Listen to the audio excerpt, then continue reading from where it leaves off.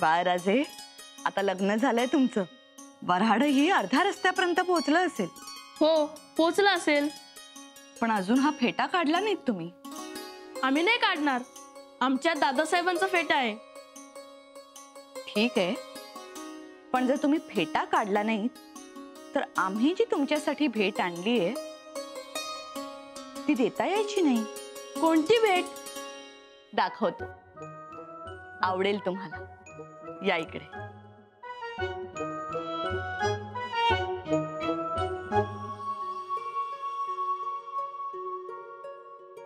जिरेटोप. आवडला ना? पण तुम्ही फेटा काढला तरच जिरेटोप घालता येईल.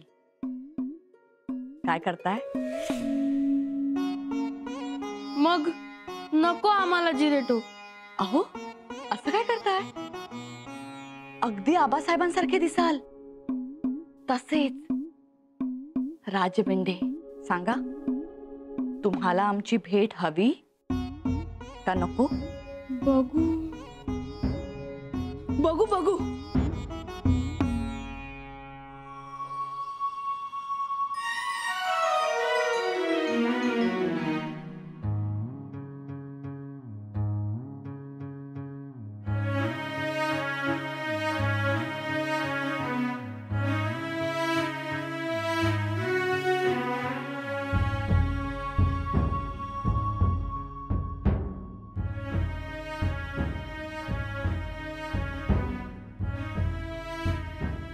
किती छान दिसताय.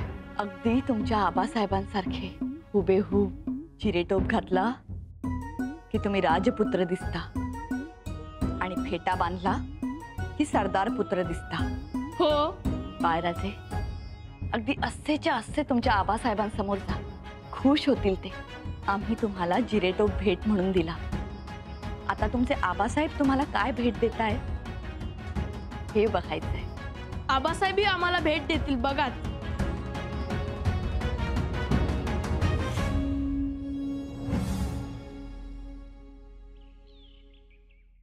हे बघा, नजराणे, भेटी खजिन्यात जमा करा. झाली ना मोजदाद? सुरू आहे. हे बघा, हे टोपी करून करा आलेला नजराणा, तो गोळकोंड्याहून आलेला नजराणा.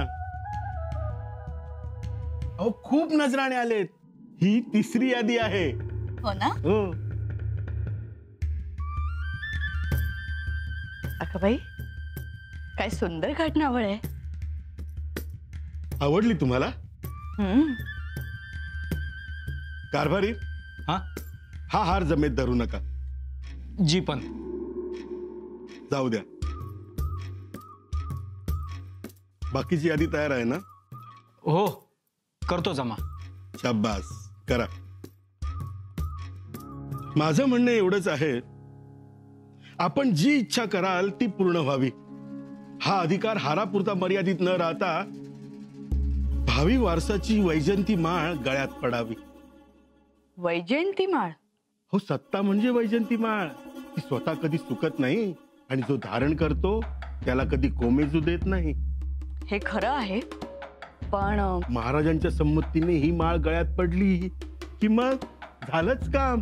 पण हाच विषय महाराजांसमोर 2 वेळा काढलाय आणि तेव्हाही महाराजांनी स्पष्ट नकार दिला होता. माहिती आहे, पण आपण चिकाटी सोडायची नाही. ते नंतर बघू. एवढं शुभकार्य घडलंय. सुनबाई येतील जातील, या सगळ्याचा आम्हाला आनंद घेऊ द्या. पस्तावाल म्हणजे? अहो महाराणी साहेब, हीच वेळ आहे. जसा तुम्हाला आनंद झालाय तसाच महाराजांनाही आनंद झालाय. या आनंदाच्या भरात कदाचित ते होही म्हणून जातील. पण महाराजांची धोरणं ठरलेली असतात. पण तुमची ही धोरणं ठरलेलीच आहेत ना. मग एक गोष्ट लक्षात घ्या, अहो एवढ्या लांबून लांबून नजराणे आलेत, याचा अर्थ आपले बाळराजे, राजाराम राजे, युवराज सर्वांपर्यंत पोहोचलेत.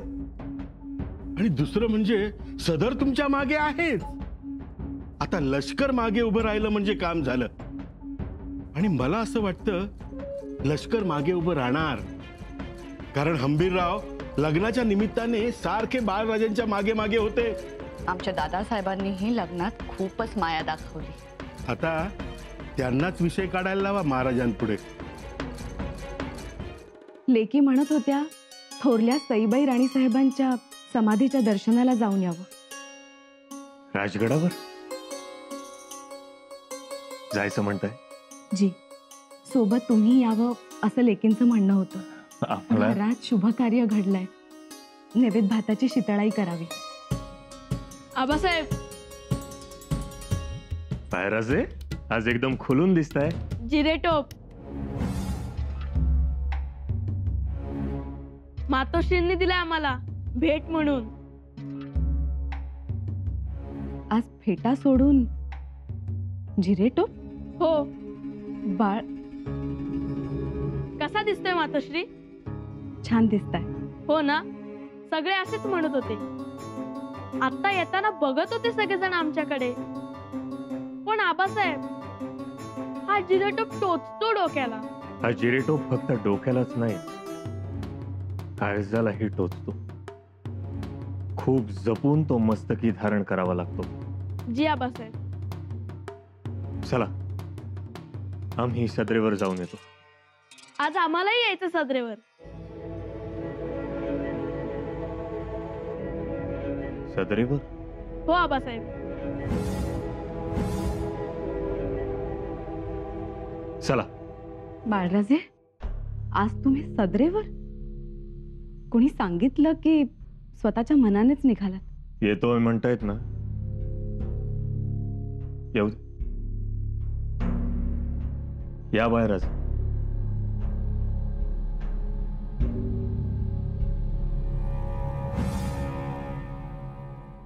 ताई साहेब, आम्ही आता निघावं म्हणतो. गडाखाली घोडी पुरपूर करायला लागले ती. दादासाहेब, आपण सदैव घाईत असता. पण लग्न कसं झालं? लगीन काय तोड आहे का त्या लग्नाला? वाईच कमी गंधर्वाचा मेळा जणू. माणसं लय खुश झाली. हर एक मावळा रयत समाधानाचा ढेकर देत गेली. आमची ही हौस पुरवली. कोणतं विघ्न नाही, काही अशुभ नाही. शिवाय महाराजही खूप खुश होते. महाराज? काय महाराज दिसत होते, दृष्ट लागावे असे. आमच्या मनातल्या एक एक गोष्टी आता मार्गी लागू लागल्या. ताई साहेब, अहो तुम्ही महाराणी आहात, तुमच्या गोष्टी मार्गी लागणार नाही तर काय आमच्या? आणखीन एक गोष्ट आमच्या मर्जीप्रमाणे झाली म्हणजे आम्ही आमच्या आई वडिलांचं पांग फेडलं असं वाटेल. पण त्यासाठी तुमचा पुढाकार असला पाहिजे. अहो माझा पुढाकार आहेच की. मी काय मागं सरणारा माणूस आहे वय? मग बोला महाराजांना बाळराजेंच्या युवराज पदाबद्दल. ताई साहेब, पर म्या म्हणतो हे युवराज पदाचं तळणं का तळत राहिलाय तुम्ही? हा, अहो पृथ्वी मोलाच्या या स्वराज्यात प्रत्येक घरात एक राजा आहे आणि प्रत्येकाच्या अंगणात बागडणारा एक युवराज आहे. दादासाहेब, ते वेगळं हे वेगळं. तुम्ही समजून का घेत नाही? काय समजून घेऊ? बाळराजेंच्या हक्काबद्दल. स्वराज्यात त्यांचं स्थान काय? महाराजांनी बाळराजेंना युवराज म्हणून जाहीर केलं आणि स्वराज्यात तशी द्वाही फिरवली तर लग्नानंतर मांडव झळाही साजऱ्या होतील. तुम्हीच विचार करा. आम्ही कुठे चुकतोय का? नाही, चुकीचं नाही. पर शंभूराज जन्मानं ज्येष्ठ पुत्र म्हणून जन्माला आले म्हणून ते युवराज. मग धर्माने बाळराजे महाराणींचे पुत्र आहेत. त्यांना डावलायचं का? तुम्ही म्हणताय ते बी काही चुकीचं नाही. दक्षिणेचं राज्य रायगडावरून सांभाळणं आम्हाला तर जरा कठीण दिसतंय. म्हणून पन्हाळगडालाच उपराजधानी करावी का असा विचार सुरू आहे. पर सांभाळायचं कोणी? तुमच्या तोडीचा माणूस पाहिजे तिथं. आमच्या तोडीस तोड असलेल्या माणसासमोर प्रस्ताव ठेवलाय, बघूया. बहुतेक महाराजांच्या मनात बी हेच असणार. म्हणजे दक्षिणेत शंभूराज आणि इकडं स्वराज्यात बाळराज आणि महाराज. दादासाहेब, कसला विचार करताय? विचार नाही, तर महाराजांच्या मनात बी हेच असावं. बघू महाराजांना भेटणारच आहोत आम्ही. दादासाहेब, तुम्ही जर हा विषय महाराजांकडे काढलात आणि त्यात यश मिळालं तर आमच्यासाठी हीच भाऊबीज. ताईसाहेब, आणि तीही एका सणाची नाही, 7 जन्माची.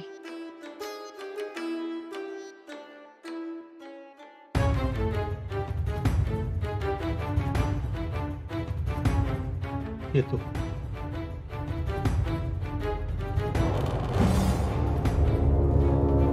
महाराजे काय दिसत होते.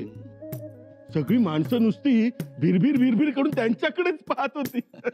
अहो, महाराजांचं बाळरूपच ते. केवढे राजबिंडे, किती देखणे. बोलायची सोयच नाही अगदी. मला तर असं वाटत होतं रायगडावर गंधर्वच उतरलाय जणू. वा.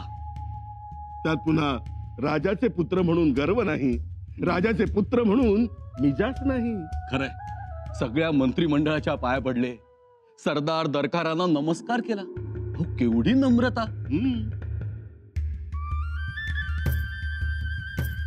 तर नौबत तुमचा भाचा म्हणजे हिरा आहे, हिरा. आता बघा, बघता बघता लग्नही झाले, 2 4 झाले. आता तुमचा होकार मिळाला की त्या 4ही हातास अधिकार मिळेल.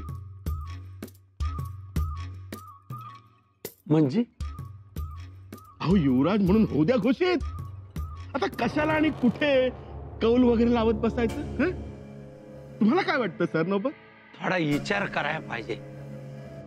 कसं आहे, राजकारण म्हणलं तर आम्ही पिछाडीवर. अहो, राजकारण म्हणून सांगत नाही आम्ही तुम्हाला, मामासाहेब म्हणून सांगतोय. भाच्याच्या मागे उभे राहा. जर युवराज पदाचा अधिकार दिला तर सरनोबतांनी दिलेल्या तलवारीचा मान राहील. हे मात्र खरं. आणि असंही नाही ना की सरनोबतांचा शब्द महाराज खाली पडतील. थोडा विचार करतो.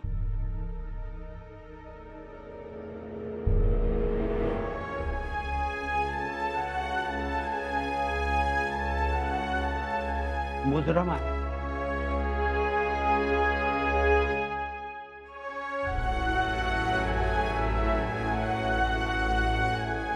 महाराज, आमचं बोलणं तुम्हाला स्तुती वाटेल, पण तरीही बोलतो. बाळराजे तुम्हाला खूप शोभून दिसतात. पण महाराज, आणखी एका गोष्टीचं आश्चर्य वाटतंय. बाळराजेंवर संसाराची जबाबदारी सोपवली न सोपवली, तोच राजकारणाची जबाबदारी सोपवण्याचा विचार दिसतोय. होय, कारण आता ती वेळ आली आहे. आपला शत्रू एवढा मोठा आहे याचं गांभीर्य आतापासूनच बाळराजेंना कळायला हवं. आलं लक्षात. शंभूराजेंना जसं तयार केलं. राहुजी, शंभूराजेंना तयार करण्यासाठी आम्ही त्यांना आग्र्याला घेऊन गेलो होतो. तिथेच बऱ्याच गोष्टी शिकले ते.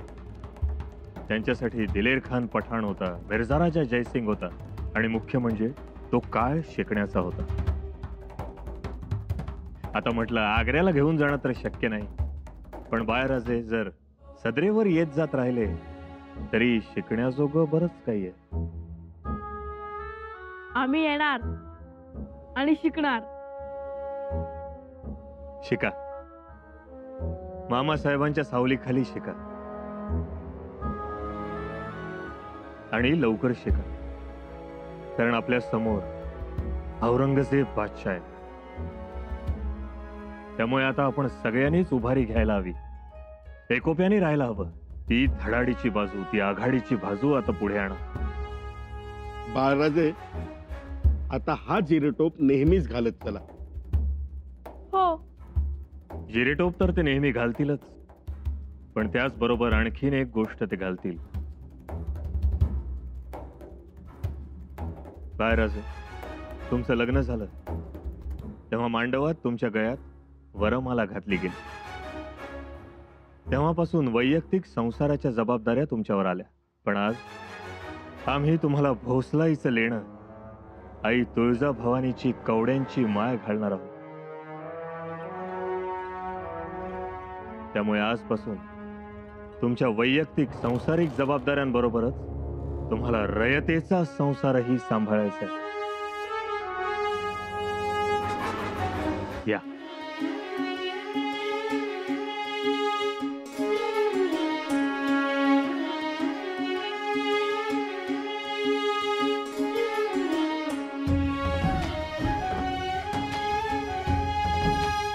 जगदम.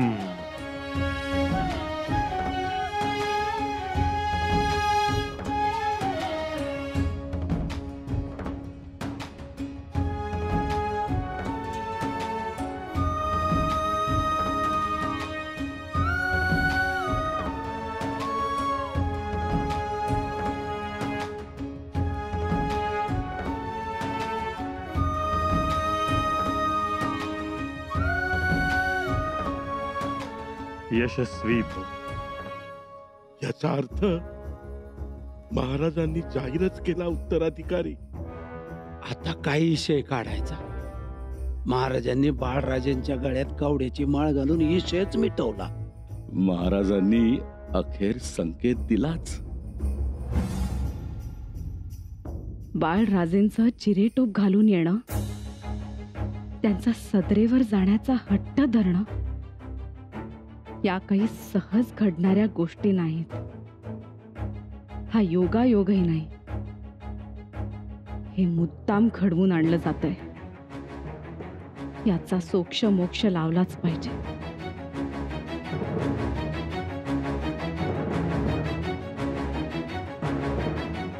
राणीसाहेब, आजपर्यंत तुम्ही आमची वाट कधी अडवली नव्हती. नव्हती अडवली. नेहमी आमच्या सोबतीनं राहिलं. मग आज काय झालंय? आज आम्हाला सोक्ष मोक्ष लावायचा. आम्ही समजलो नाही. महाराज, थोरल्या बाईसाहेबांच्या मनात काहीतरी वेगळंच आहे. म्हणजे आम्ही तुम्हाला काही सांगितलं नाही, पण त्यांची महत्वाकांक्षा ही पालीसारखी रायगडाला चिकटली. ती रायगडाच्या अभेद्य काळ्या पाषाणावरून वर वर सरकते आणि आजूबाजूचे तोंड पुजे लोक त्यांची वाहवा करतात. उदया, पण याच वाहवा करणाऱ्या लोकांनी एक गोष्ट लक्षात ठेवावी.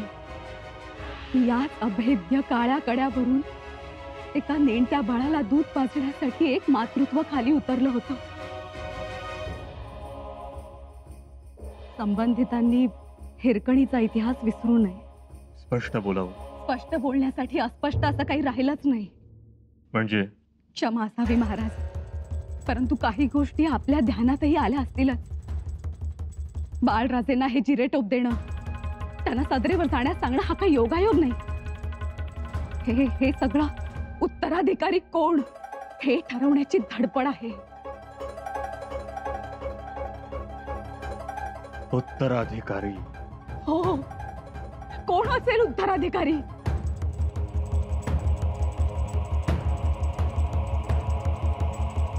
उत्तराधिकारी एकच होता. ही गोष्ट तूर्तास आम्ही फक्त तुम्हाला सांगतो.